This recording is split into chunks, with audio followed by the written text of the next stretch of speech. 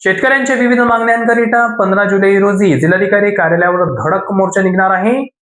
महाराष्ट्र राज्य किसान सभा जिल्हा शाखा यवतमाळची जिल्हा कौन्सिलिंग बैठक नुकतीच येथील श्रमशक्ती भवन येथे संपन्न झाली.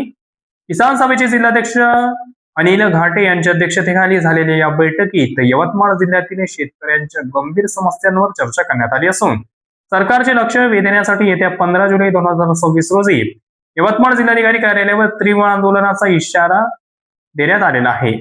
यावेळी बैठकीत विविध मुद्दे मांडण्यात आले. सरकारने केलेल्या कर्जमाफीच्या घोषणेत असलेल्या जास्त अटीमुळे अनेक गरजू शेतकरी या लाभापासून वंचित राहत असल्याचे बैठकीत नमूद करण्यात आले.